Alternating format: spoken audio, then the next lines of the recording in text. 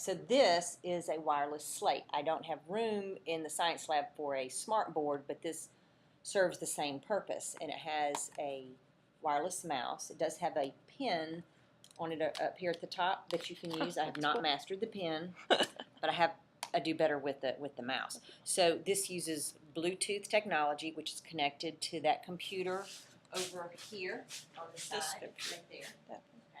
And then the projector is up here into the ceiling, and then it projects. That computer is projecting onto this screen, that I just pulled down.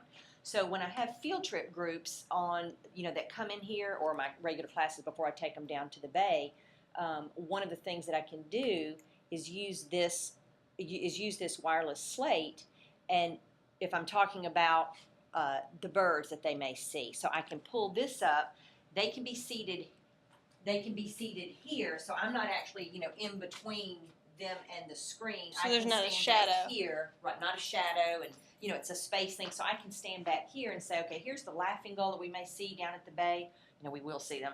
They have a black, look, they have a black head, a white chest, and let's listen to the sound they make. So I have a link connected to this little PowerPoint, and let's hope the link works. And I can click on that, and it should play. It's a little slow. Or it will take me to a link to, this is all about birds at Cornell University. Sorry, it's a little slow. Error on the page. Let's see if it'll pull up. This would be really cool if I can get this to work here. All right, so then here's their sound. Now I'll minimize this and go back to here. Very common sound. Yeah, very common sound. But you would be surprised at the number of students and parents that are in here that are like, oh, I thought they were all seagulls. And I said, well, there are different kinds of seagulls. So using technology, I don't have a smart board in here, but I've got the software loaded, and I use this wireless slate, and I can use it from as long as I'm anywhere in the room, we're close enough, to where I can get that.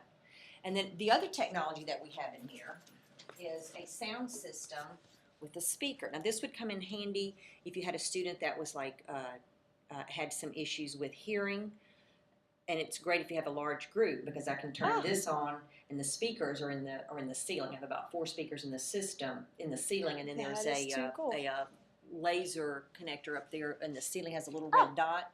All right, so as long as I'm in visual of this, I can use the speaker. Right. So that's really helpful too, because if I have students in the back, they're washing their hands, I'm like, okay, hurry up, come on. Right. And they're like, where is she? How does she know I'm back here? I'm like, I need you up here. And it just helps me get their attention, and it doesn't, I don't strain my voice very much.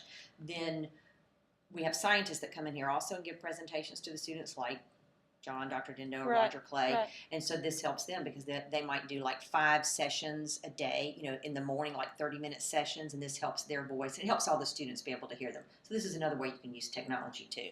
This is a light speed system. Very cool. So you can just redo that one,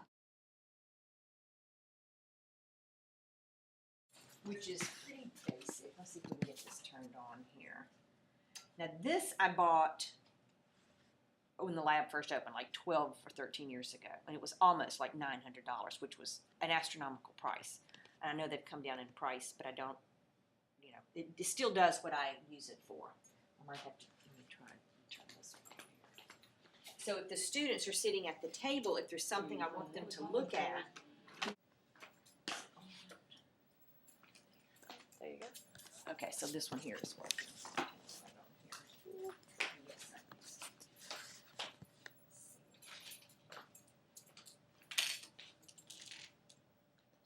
Showing up there? Yeah, okay, on that TV. All right. So it's almost like a Discovery Channel. Right. So it would show on both TVs, so students can all see it at the same time. So if they're looking at something that's very small, with say, their magnifying glass, or one of these small Discovery scopes here, they can look through this. It has a little magnifier, or if it's something live like a barnacle, I can show it to them up here on the big screen. They're seeing it at their level too. So that still works for what I originally bought it for.